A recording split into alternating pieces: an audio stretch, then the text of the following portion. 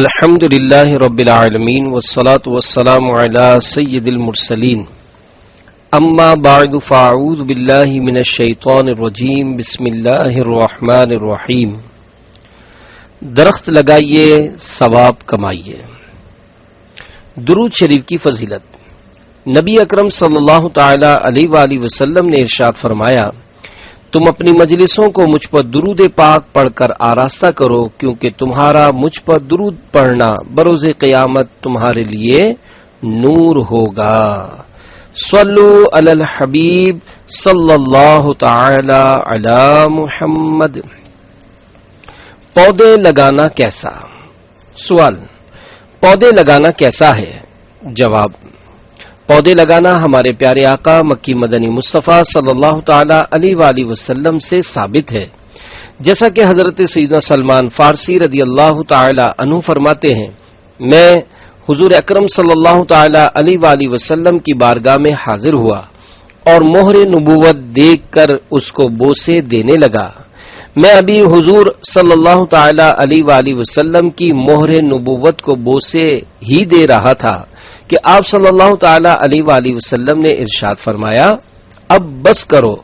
چنانچہ میں ایک طرف ہٹ گیا، پھر میں نے حضور اکرم صلی اللہ تعالی علیہ وآلہ وسلم کو اپنی ساری رودات سنائی تو حضور اکرم صلی اللہ تعالی علیہ وآلہ وسلم اور صحابہ کرام علیہم رضوان بہت حیران ہوئے کہ میں کس طرح مشقتیں اور اذیتیں برداشت کر کے یہاں تک پہنچا۔ ایک دن سرکار علی وقار صلی اللہ تعالی علیہ وآلہ وسلم نے مجھ سے فرمایا، اے سلمان رضی اللہ تعالیٰ عنہ، تم اپنے مالک سے مکاتبت کر لو، یعنی اسے رقم دے کر آزادی حاصل کر لو۔ جب میں نے اپنے مالک سے بات کی تو اس نے کہا، مجھے 300 کھجوروں کے درخت لگا دو اور 40 اقیہ یعنی 1600 درہم کے وزن کی چاندی بھی دو، پھر جب یہ کھجوریں پھل دینے لگ جائیں گی تو تم میری طرف سے آزاد ہو جاؤ گے۔ میں آپ صلی اللہ تعالی علیہ وآلہ وسلم کی بارگاہ بے کس پناہ میں حاضر ہوا اور اپنے مالک کی شرطیں آپ صلی اللہ تعالی علیہ وآلہ وسلم کو بتائیں۔ آپ صلی اللہ تعالی علیہ وآلہ وسلم نے صحابہ کرام علیہم رضوان سے فرمایا، اپنے بھائی کی مدد کرو۔ چنانچہ صحابہ کرام علیہم رضوان نے بھرپور تعاون کیا، کسی نے کھجوروں کے 30 پودے لا کر دیے، کسی نے 20، کسی نے 15 اور کسی نے 10۔ الغرض صحابہ کرام علیہم رضوان کی مدد سے میرے پاس 300 کھجوروں کے پودے جمع ہو گئے۔ پھر حضور اقدس صلی اللہ تعالی علیہ وآلہ وسلم نے ارشاد فرمایا، اے سلمان رضی اللہ تعالی عنہ، تم جاؤ اور زمین کو ہموار کرو۔ جب زمین ہموار ہو جائے تو مجھے آ کر خبر دو، میں اپنے ہاتھوں سے پودے لگاؤں گا۔ چنانچہ میں گیا اور زمین ہموار کرنے لگا۔ صحابہ کرام علیہم رضوان نے زمین ہموار کرنے میں میری مدد کی۔ جب میں فارغ ہو کر آپ صلی اللہ تعالی علیہ وآلہ وسلم کی بارگاہ میں حاضر ہوا اور آپ صلی اللہ تعالی علیہ وآلہ وسلم کو خبر دی تو آپ صلی اللہ تعالی علیہ وآلہ وسلم میرے ساتھ چل دیے۔ ہم حضور اکرم صلی اللہ تعالی علیہ وآلہ وسلم کو کھجوروں کے پودے اٹھا اٹھا کر دیتے اور آپ صلی اللہ تعالی علیہ وآلہ وسلم اپنے دست اقدس سے انہیں زمین میں لگاتے جاتے۔ حضرت سیدنا سلمان فارسی رضی اللہ تعالیٰ عنہ فرماتے ہیں، اس پاک پروردگار عز و جل کی قسم جس کے قبضے قدرت میں میری جان ہے، حضور صلی اللہ تعالی علیہ وآلہ وسلم نے جتنے پودے لگا دیے وہ سب کے سب اگ آئے اور ان میں بہت جلد پھل لگنے لگے۔ چنانچہ میں نے 300 کھجوروں کے درخت اپنے مالک کے حوالے کیے۔ اب میرے ذمے 40 اقیہ چاندی دینا باقی رہ گئی تھی۔ حضور صلی اللہ تعالی علیہ وآلہ وسلم کے پاس کسی نے مرغی کے انڈے جتنا سونے کا ایک ٹکڑا بھیجا۔ آپ صلی اللہ تعالی علیہ وآلہ وسلم نے استفسار فرمایا، سلمان فارسی کا کیا ہوا؟ پھر مجھے بلوایا۔ میں نے عرض کی، ابھی 40 اقیہ چاندی اور دینی ہے، پھر مجھے غلامی سے آزادی ملے گی۔ حضور اکرم صلی اللہ تعالی علیہ وآلہ وسلم نے مجھے وہ سونے کا ٹکڑا دیا اور فرمایا جاؤ اور اس کے ذریعے 40 اقیہ چاندی جو تمہارے ذمے باقی ہے اسے ادا کرو۔ میں نے عرض کی یہ اتنا سا سونا 40 اقیہ چاندی کے برابر کس طرح ہوگا؟ آپ صلی اللہ تعالی علیہ وآلہ وسلم نے فرمایا تم یہ سونا لو اور اس کے ذریعے 40 اقیہ چاندی جو تمہارے ذمے ہے اسے ادا کرو، اللہ عز و جل تمہارے لیے اسی سونے کو کافی کر دے گا اور تمہارے ذمے جتنی چاندی ہے یہ اس کے برابر ہو جائے گا۔ میں نے وہ سونے کا ٹکڑا لیا اور اس کا وزن کیا، اس پاک پروردگار عز و جل کی قسم جس کے قبضے قدرت میں میری جان ہے، وہ تھوڑا سا سونا 40 اقیہ چاندی کے برابر ہو گیا، اور اس طرح میں نے اپنے مالک کو چاندی دے دی اور غلامی کی قید سے آزاد ہو کر سرکار صلی اللہ تعالی علیہ وآلہ وسلم کے غلاموں میں شامل ہو گیا۔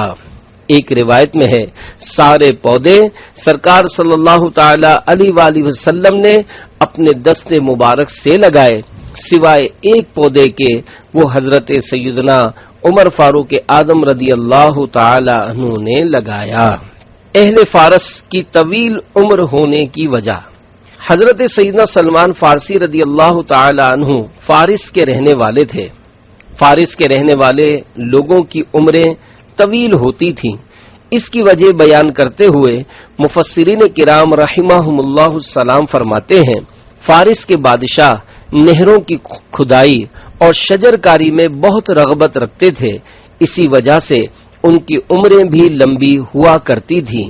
ایک نبی علیہ الصلوۃ والسلام نے فارس کے لوگوں کی لمبی عمر سے متعلق اللہ پاک کی بارگاہ میں استفسار کیا تو اللہ پاک نے ان کی طرف وحی فرمائی کہ یہ لوگ میرے شہر کو آباد کرتے ہیں، اسی وجہ سے یہ دنیا میں زیادہ عرصہ زندہ رہتے ہیں۔ حضرت سیدنا امیر معاویہ رضی اللہ تعالی عنہ نے بھی اپنی آخری عمر میں کھیتی باڑی کا کام شروع کر دیا تھا۔ بہرحال ان روایات سے معلوم ہوا کہ ہمارے پیارے آقا صلی اللہ تعالی علیہ وآلہ وسلم نے پودے لگائے ہیں اور صحابہ کرام علیہم رضوان بھی شجر کاری کیا کرتے تھے۔ حاشیے میں روایت لکھی ہے جیسا کہ ایک بار مدینے کے تاجدار صلی اللہ تعالی علیہ وآلہ وسلم کہیں تشریف لے جا رہے تھے، حضرت سیدنا ابو ہریرہ رضی اللہ تعالی عنہ کو ملاحظہ فرمایا کہ ایک پودا لگا رہے ہیں۔ استفسار فرمایا کیا کر رہے ہو؟ عرض کی درخت لگا رہا ہوں۔ فرمایا میں بہترین درخت لگانے کا طریقہ بتا دوں؟ سبحان اللہ والحمد للہ ولا الہ الا اللہ واللہ اکبر پڑھنے سے ہر کلمے کے عوض یعنی بدلے جنت میں ایک درخت لگ جاتا ہے۔ اس روایت سے جہاں یہ معلوم ہوا کہ پودے لگانا صحابہ کرام علیہم رضوان کا بھی طریقہ ہے، وہاں یہ بھی معلوم ہوا کہ ان مذکورہ کلمات کو پڑھنے سے ہر کلمے کے بدلے جنت میں ایک ایک درخت لگا دیا جاتا ہے۔ اگر ہم بھی سرکار صلی اللہ تعالی علیہ وآلہ وسلم اور صحابہ کرام علیہم رضوان کی ان مبارک اداؤں کو ادا کرنے کی نیت سے پودے لگائیں گے تو انشاءاللہ عز و جل ثواب پائیں گے۔ پودے لگانے کے فضائل۔ سوال، کیا پودے لگانے کے فضائل بھی ہیں؟ جواب، جی ہاں، احادیث مبارکہ میں پودے لگانے کے فضائل بھی بیان ہوئے ہیں۔ پودے لگانے کے فضائل پر 3 فرامین مصطفیٰ صلی اللہ تعالی علیہ وآلہ وسلم ملاحظہ کیجیے۔ نمبر 1، جو مسلمان درخت لگائے یا فصل بوئے پھر اس میں سے جو پرندہ یا انسان یا چوپایا کھائے تو وہ اس کی طرف سے صدقہ شمار ہوگا۔ نمبر 2، جس نے کوئی درخت لگایا اور اس کی حفاظت اور دیکھ بھال پر صبر کیا یہاں تک کہ وہ پھل دینے لگا تو اس میں سے کھایا جانے والا ہر پھل اللہ پاک کے نزدیک اس لگانے والے کے لیے صدقہ ہے۔ نمبر 3، جس نے کسی ظلم و زیادتی کے بغیر کوئی گھر بنایا یا ظلم و زیادتی کے بغیر کوئی درخت اگایا، جب تک اللہ پاک کی مخلوق میں سے کوئی ایک بھی اس میں سے نفع اٹھاتا رہے گا تو اس لگانے والے کو ثواب ملتا رہے گا۔ پودے لگانے کی احتیاطیں۔ سوال، پودے لگانے کے بعد کیا کیا احتیاطیں کرنی چاہیے؟ جواب، پودے لگانے کے بعد ان کی نگہداشت رکھنا، ان کو وقت پر پانی دینا اور ان کے درخت بن جانے تک خوب احتیاط کرنا ضروری ہے۔ اگر ایسا نہ کیا گیا تو یہ پودے چند ہی دنوں میں مرجھا کر ختم ہو جائیں گے یا پھر کسی جانور کی غذا بن جائیں گے۔ یاد رکھیے، پودے کی مثال چھوٹے بچے کی طرح ہے۔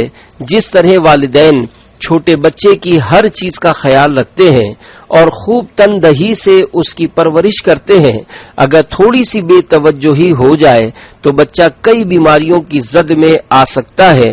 اسی طرح پودوں کا بھی معاملہ ہے۔ اگر ان میں سے کسی کی درست انداز میں آبیاری نہ کی گئی اور انہیں ایسے ہی لگا کر چھوڑ دیا گیا تو یہ درخت بننے سے پہلے ہی مرجھا جائیں گے۔ البتہ جب یہ پودے تن آور درخت بن جائیں تو پھر انہیں خاص توجہ کی حاجت و ضرورت نہیں رہتی، بلکہ درخت بن جانے کے بعد یہ از خود باقی رہ سکتے ہیں۔ نیز پودے لگانے کے بعد ان کی صفائی ستھرائی اور کاٹ چھانٹ کا بھی خیال رکھنا ضروری ہے تاکہ کسی کو بھی ان کی شاخوں اور ان سے جھڑنے والے پتوں وغیرہ سے ایذا نہ ہو۔ شجرکاری کے سائنسی فوائد۔ سوال، سائنسی اعتبار سے شجرکاری کے کچھ فوائد بیان فرما دیجئے۔ جواب، سائنسی تحقیق کے مطابق بھی شجرکاری کے بڑے فوائد ہیں۔ درخت اور پودے کاربن ڈائی آکسائیڈ لیتے اور آکسیجن فراہم کرتے ہیں۔ آکسیجن انسانی زندگی کے لیے انتہائی ضروری ہے، اس کے بغیر انسان زندہ نہیں رہ سکتا۔ اللہ پاک نے درختوں اور پودوں کو انسان کی خدمت کے لیے لگایا ہوا ہے۔ یہ گندی ہوا لے کر اپنی پاکیزہ ہوا دیتے ہیں، درجہ حرارت کو بڑھنے نہیں دیتے۔ درخت اور پودے فضائی آلودگی یعنی دھواں اور گرد وغیرہ جو اڑتی رہتی ہے اس میں کمی کرتے ہیں۔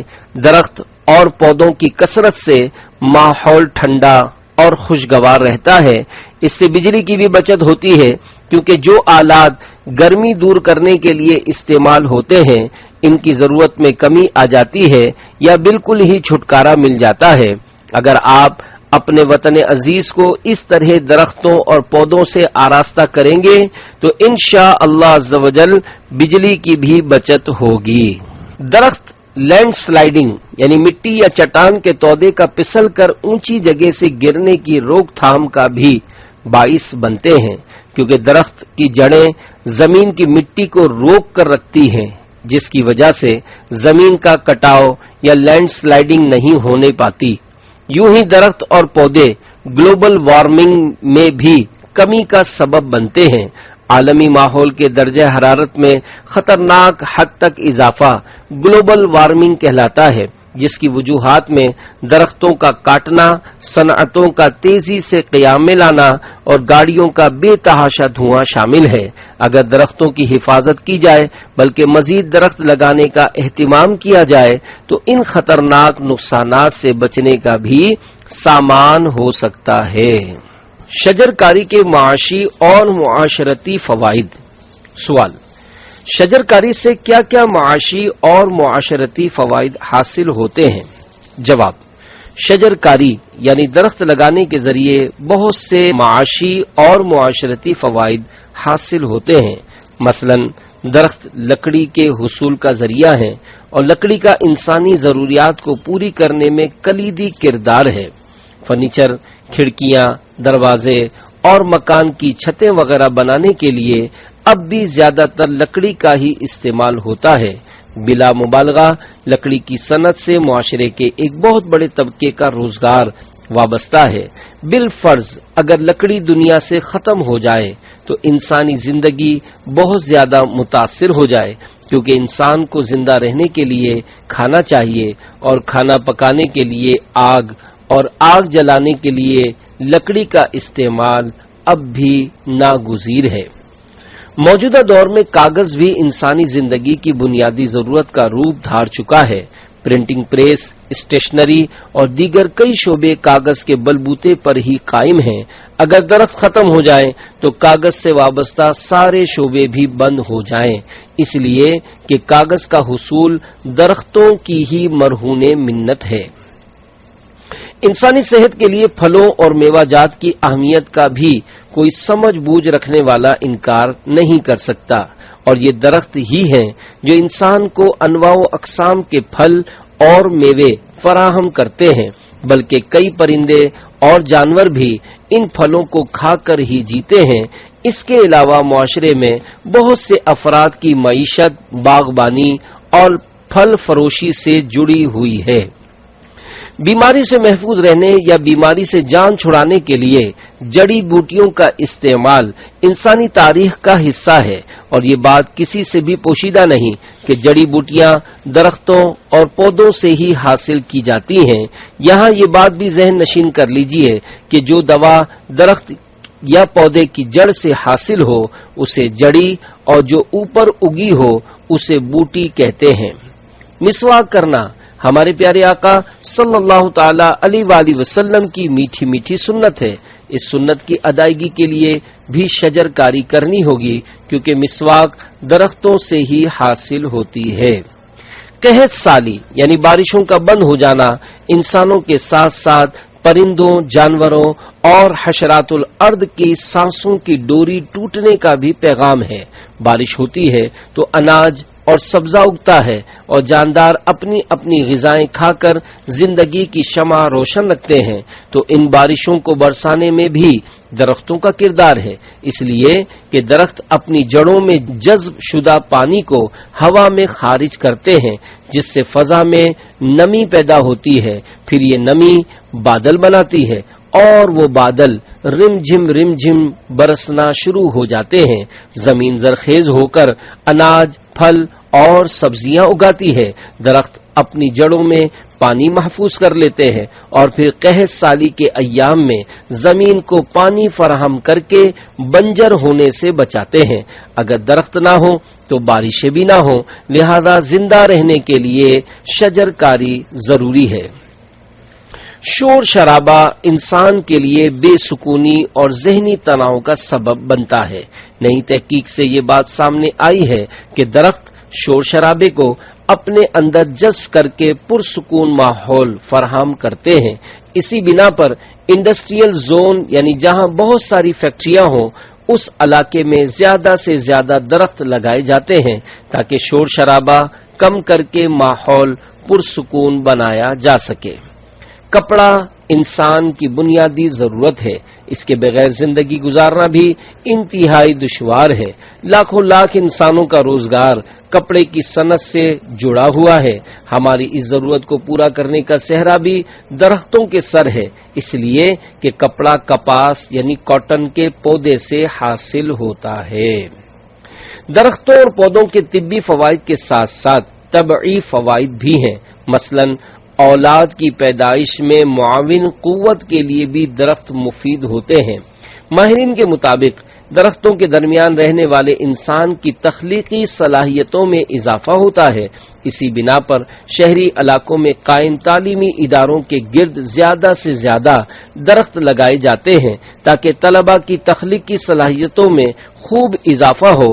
بہرحال درختوں کے بہت سے فوائد ہیں جنہیں پانے کے لیے خوب درخت لگانے کی حاجت و ضرورت ہے۔ شجر کاری مہم کی اچھی نیتیں۔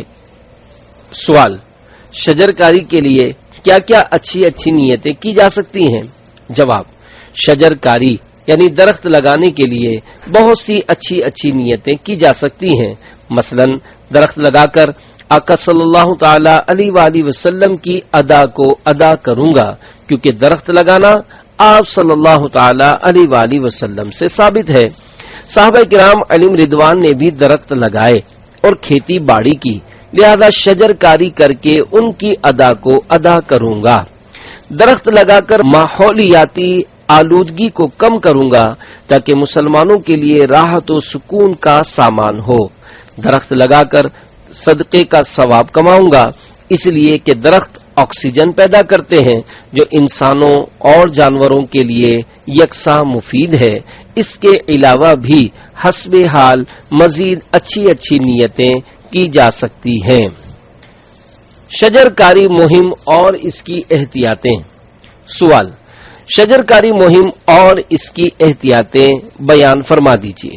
جواب: الحمدللہ عز وجل، عاشقان رسول کی مدنی تحریک دعوت اسلامی نے دھوم دھام سے شجر کاری مہم کا آغاز کیا ہے اور وطن عزیز پاکستان میں 1 ارب پودے لگانے کا ہدف بنایا ہے۔ اگر میرے تمام مدنی بیٹے اور مدنی بیٹیاں کمر بستہ ہو جائیں اور ہر ایک 12 پودے لگا لے تو انشاءاللہ عز وجل ہمارا ہدف پورا ہو جائے گا۔ ہر طرف سبزہ ہی سبزہ ہوگا اور ہمارا وطن عزیز اپنے سبز جھنڈے کی طرح سر سبز و شاداب ہو جائے گا۔ لہذا اس شجر کاری مہم کا حصہ بنیے اور اچھی نیتوں کے ساتھ خوب پودے لگائیے۔ شجر کاری مہم میں چند چیزوں کی احتیاط کرنا ضروری ہے تاکہ بدمزگی اور گناہ سے بچا جا سکے۔ مثلا حکومت کی زمین پر جہاں قانوناً منع ہو وہاں نہ لگائیے، جیسے فٹ پاتھ اکھیڑ کر پودے لگانے کی ممانعت ہے، اس لیے کہ ایسا کرنے سے مسافروں کو چلنے میں دشواری ہوگی اور توڑ پھوڑ کرنے سے حکومت کا بھی نقصان ہوگا۔ بعض لوگ فٹ پاتھ کھود کر جھنڈا لگا دیتے ہیں، انہیں بھی ایسا نہیں کرنا چاہیے۔ کسی کی ذاتی زمین پر مالک کی اجازت کے بغیر پودا نہ لگائیں۔ بہرحال شریعت کے دائرے میں رہتے ہوئے تمام عاشقان رسول شجر کاری مہم میں شامل ہو جائیں اور اپنے گھروں، فیکٹریوں، دفاتر اور دیگر مناسب جگہوں پر 12 پودے لگانے کی نیت کر لیں۔ یاد رہے کہ 12 پودے لگانے ہیں، نہ کہ 12 بیج بونے ہیں۔ نیز اس مہم کے لیے چندہ کرنے یا دعوت اسلامی کے مدنی عطیات سے خرچ کرنے کی اجازت نہیں۔ اپنے پلے سے ترکیب بنائیے یا آپس میں دوست مل بانٹ کر پودے لے آئیے۔ کوئی اس نیک کام کے لیے 25,000 روپے مختص کرے تو کوئی 12,000 روپے تو کوئی 1,200 روپے۔ بعض پودے سستے ہوتے ہیں، وہ بہت کم قیمت میں 12 آ جائیں گے۔ اگر یہ بھی نہیں ہو سکتا تو کم از کم 1 پودا لگانے کا تو ہر ایک ضرور ذہن بنائے۔ اگر جیب اجازت دے تو نیم، گل مہر، لگنم، سہانجنا نامی پودے لگانے کا خاص اہتمام کیجیے، کیونکہ یہ فضائی آلودگی کو کم کرنے میں زیادہ کارآمد ہیں۔ وقف کی جگہوں پر درخت لگانے کی احتیاطیں۔ سوال: وقف کی جگہوں میں درخت لگانے کی احتیاطیں بھی بیان فرما دیجیے۔ جواب: وقف کی جگہوں مثلا مساجد، مدارس اور جامعات وغیرہ میں درخت لگانے سے پہلے دارالفتاء اہل سنت سے شرعی رہنمائی لے لی جائے۔ اس کے بعد ہی کسی وقف کی جگہ پر شجر کاری کا سلسلہ کیا جائے۔ دعوت اسلامی کے تحت چلنے والے مدارس المدینہ، جامعات المدینہ اور مساجد کے منتظمین وغیرہ ان جگہوں پر پودے لگانے سے پہلے اپنی متعلقہ مجلس سے مشاورت کر لیں۔ نیز یہ مجالس دارالفتاء اہل سنت سے خاص اس جگہ کے لیے تحریری فتویٰ حاصل کریں اور اس فتوے کو ناظم صاحب کے مکتب میں آویزہ کر دیا جائے۔ دارالفتاء اہل سنت کی طرف سے جتنے درخت لگانے کی اجازت ملے اتنے ہی درخت لگائے جائیں، اس سے زائد 1 درخت بھی نہ لگایا جائے۔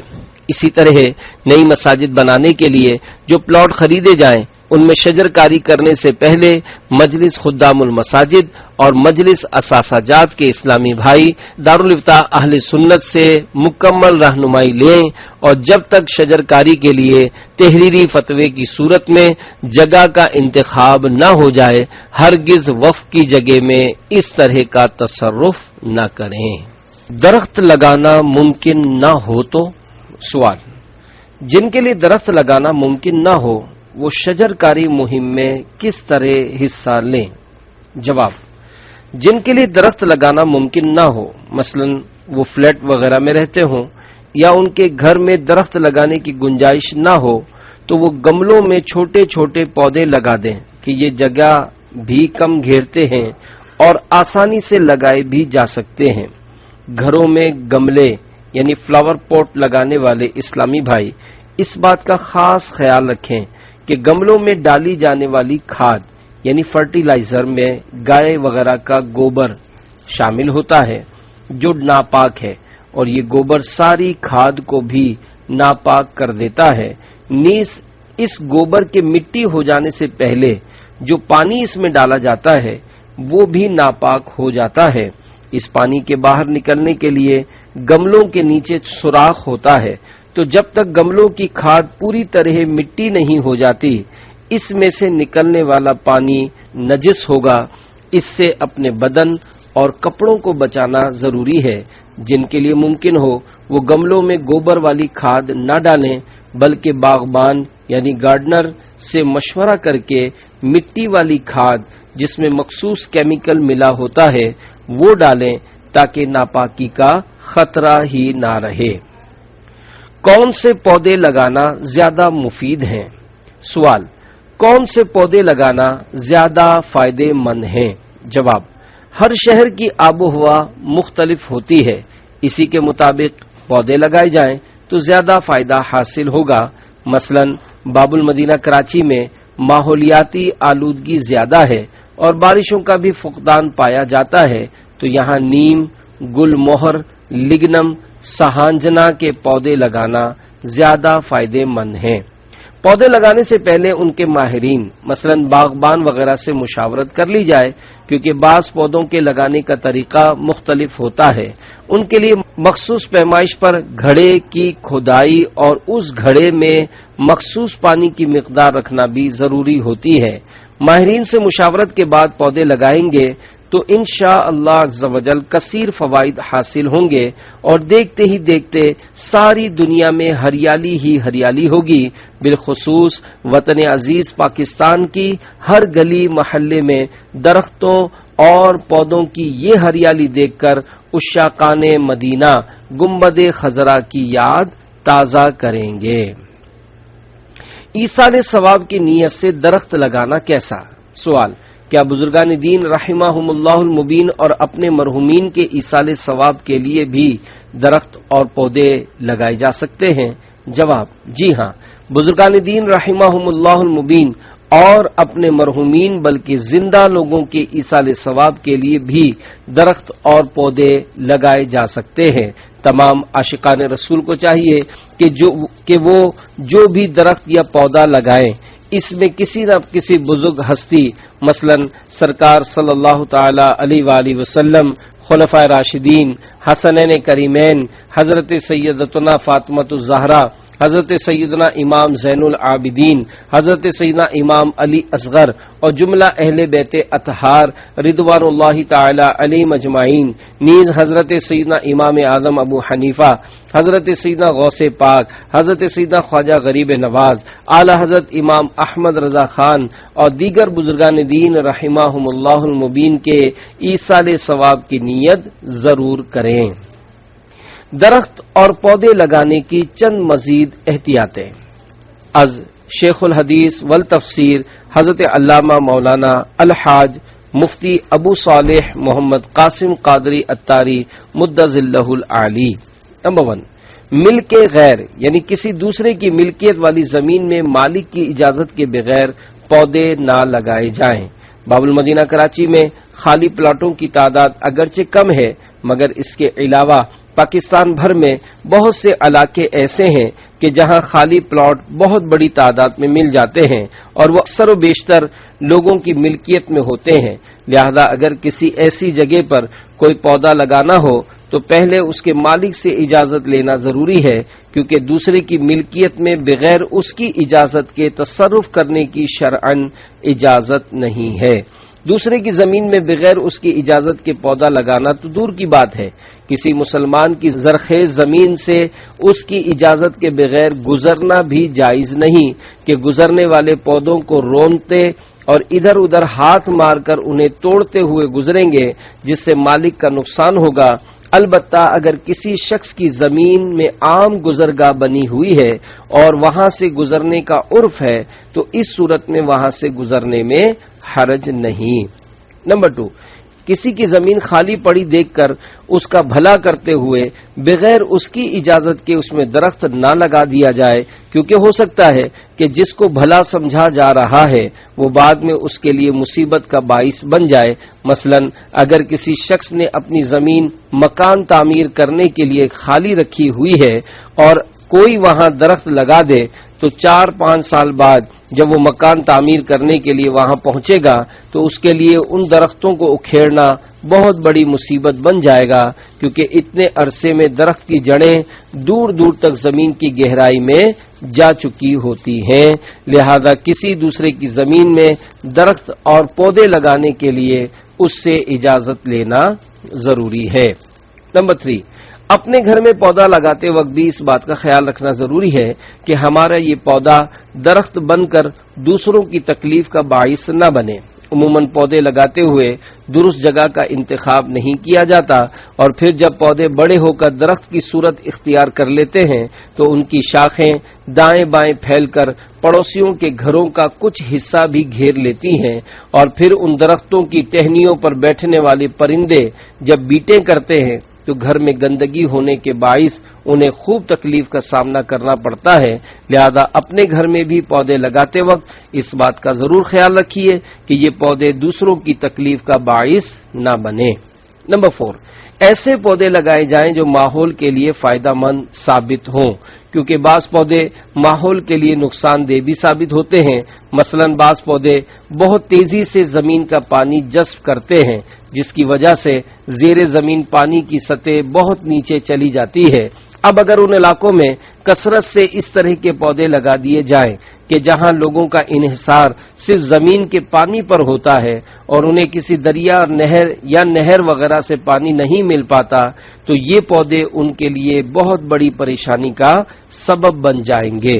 اسی طرح بعض پودے خاص قسم کی بو چھوڑتے ہیں جسے عام طور پر پسند نہیں کیا جاتا اور وہ لوگوں کے لیے تکلیف کا باعث بنتی ہیں، لہذا اس طرح کے پودے بھی ہرگز نہ لگائے جائیں۔ یوں ہی بعض علاقوں میں بہت سے ایسے درخت موجود ہیں کہ جن سے موسم خزاں یا موسم سرما کی ابتدا میں روئی اڑتی ہے، جس کے ذرات ہوا میں اس قدر پھیل جاتے ہیں کہ دمے کے مریضوں کے لیے سانس لینا مشکل ہو جاتا ہے، یہاں تک کہ ان دنوں میں بعض لوگوں کو اپنا شہر تک چھوڑنا پڑتا ہے۔ لہذا ایسے درخت لگانے سے بھی اجتناب کیا جائے۔ نمبر 5، کانٹے دار پودے لگانے سے بھی بچا جائے، کیونکہ انہیں گھر میں لگانے کی صورت میں بچوں اور گھر کے دیگر افراد کو تکلیف پہنچ سکتی ہے۔ نیز اگر یہ پودے بڑھ کر درخت کی صورت اختیار کر گئے اور ان کی شاخیں پھیل کر پڑوسیوں کے گھروں تک پہنچ گئیں تو انہیں بھی تکلیف کا سامنا کرنا پڑے گا۔ لہذا اگر ایسے پودے کچھ خاص احتیاطوں کے ساتھ لگائے جاتے ہوں تو ان احتیاطوں کو پیش نظر رکھتے ہوئے انہیں لگایا جائے یا پھر انہیں لگانے سے ہی اجتناب کیا جائے۔ نمبر 6، بعض لوگ گھر کے باہری دیوار کے ساتھ کیاری بناتے اور اس میں پودے لگاتے ہیں۔ بعض صورتوں میں اس طرح کی کیاریاں بنانا منع ہے۔ مثلا گھر کے سامنے والی گلی یا سڑک پہلے ہی اتنی تنگ ہے کہ وہاں سے صرف ایک ہی گاڑی مشکل سے گزر پاتی ہے، تو اب اگر گلی یا سڑک کے کچھ حصے پر قبضہ کر کے اسے کیاری بنا دیا جائے تو پہلے تنگی سے گزرنے والی گاڑیاں مزید تنگی سے گزریں گی۔ لہذا اس طرح کی کیاریاں بنانے اور ان میں پودے لگانے سے بچنا لازم ہے۔ گلیاں اور سڑکیں لوگوں کے چلنے اور ان کی سواریاں گزرنے کے لیے ہوتی ہیں، جبکہ درخت لگانا ایک ضمنی چیز ہے، اور ضمنی چیز سے اس طرح فائدہ اٹھایا جائے کہ وہ کسی چیز کے مقصود اصلی میں رکاوٹ نہ بنے۔ نمبر 7، بہت سے لوگ پودے تو لگا دیتے ہیں مگر ان کی دیکھ بھال نہیں کرتے، حالانکہ بسا اوقات ان کی دیکھ بھال کرنا انہیں لگانے سے زیادہ ضروری ہوتا ہے۔ مثلا بڑے شہروں میں 2 سڑکوں کے درمیان موجود خالی جگہ میں سرکاری ادارے گھاس اور پودے لگاتے ہیں اور ان کی دیکھ بھال کرنا بھول جاتے ہیں، حالانکہ ان کی دیکھ بھال کرنا انہیں لگانے سے زیادہ ضروری ہے، کیونکہ اگر ان پودوں کی دیکھ بھال نہیں کی جائے گی تو یہ پودے بڑھ کر درخت کی صورت اختیار کر لیں گے اور پھر ان کی شاخیں بڑھ کر آدھی سڑک تک پہنچ کر نیچے لٹکنے لگیں گی، جس کے سبب بڑی گاڑیوں کا وہاں سے گزرنا مشکل ہو جائے گا اور وہ شاخوں سے ٹکراتی ہوئی گزریں گی۔ اگر موٹر سائیکل سوار وہاں سے گزرے گا تو اس کا چہرہ زخمی ہونے کا بھی اندیشہ ہے، لہذا پودے لگانے کے ساتھ ساتھ ان کی دیکھ بھال اور کاٹ چھانٹ کرنا بھی ضروری ہے۔ نمبر 8، یوں ہی وقف کی جگہوں میں درخت اور پودے لگانے میں احتیاط کی حاجت ہے۔ وقف کی جگہوں میں سے ایک جگہ مسجد بھی ہے۔ اگر کسی نے مسجد بننے سے پہلے ہی مسجد کی جگہ میں درخت لگا دیے تو کوئی حرج نہیں کہ وقف ہونے سے پہلے لگائے گئے ہیں، البتہ جب وہ جگہ مسجد کے لیے وقف ہو چکی تو اب اس میں درخت لگانا منع ہے۔ چھوٹی مساجد جہاں جگہ کی تنگی ہوتی ہے وہاں اس طرح درخت لگانے کی اجازت نہیں۔ نمبر 9، اسی طرح مدارس میں بھی درخت لگانے میں احتیاط کی حاجت ہے، کیونکہ مدارس کا مقصد اصلی شجرکاری نہیں بلکہ علوم دینیہ کی تعلیم ہے۔ البتہ ضمنی طور پر فوائد حاصل کرنے کے لیے وہاں درخت لگائے جا سکتے ہیں۔ مثلا طلبہ کمروں میں بیٹھ کر پڑھتے ہیں تو انہیں گرمی سے بچنے کے لیے پنکھا اور روشنی حاصل کرنے کے لیے بتیاں جلانا پڑتی ہیں، لہذا اگر مدرسے میں خالی جگہ موجود ہے تو وہاں اس مقصد سے درخت لگائے جا سکتے ہیں کہ دوپہر کے وقت درختوں کے سائے میں بیٹھ کر طلبہ کے لیے پڑھنا ممکن ہو جائے۔ اس میں بھی اس بات کا خیال رکھا جائے کہ درخت لگانے کی وجہ سے مدرسے کے مقصد اصلی یعنی تعلیم اور اس کے علاوہ اخراجات میں حرج واقع نہ ہو۔ مثلا مدرسے میں کمرے بنانے کی حاجت ہے اور وہاں کمرے بنانے کے بجائے درخت لگا دیے جائیں تو اصل مقصد پیچھے رہ جائے گا اور جو ضمنی اور غیر ضروری چیز ہے وہ فوقیت لے جائے گی، لہذا اس طرح کی صورتوں میں مدارس میں درخت لگانے کی اجازت نہیں۔ خلاصہ یہ ہے کہ نیکی کا کام ضرور کیا جائے مگر اسے اس انداز میں کیا جائے کہ وہ دوسروں کے لیے تکلیف، زحمت اور پریشانی کا باعث نہ بنے۔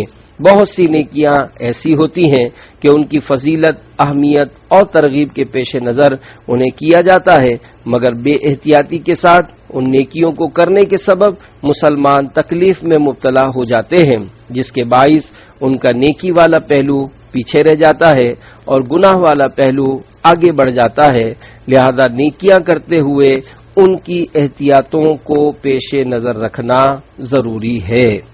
دعائے عطار، یا اللہ پاک تجھے پیارے حبیب صلی اللہ تعالی علیہ وآلہ وسلم اور حضرت سیدنا سلمان فارسی رضی اللہ تعالی عنہ کے اس مبارک باغ کا واسطہ جس میں میرے پیارے آقا صلی اللہ تعالی علیہ وآلہ وسلم نے درخت لگائے، جو کوئی کم از کم 12 پودے لگائے یا کسی کو اس کی ترغیب دلائے، اس کو اس وقت تک موت نہ آئے جب تک وہ خواب میں تیرے پیارے محبوب صلی اللہ تعالی علیہ وآلہ وسلم کا دیدار نہ کر لے۔ آمین بجاہ النبی الامین صلی اللہ تعالی علیہ وآلہ وسلم۔ صلو علی الحبیب صلی اللہ تعالی علی محمد۔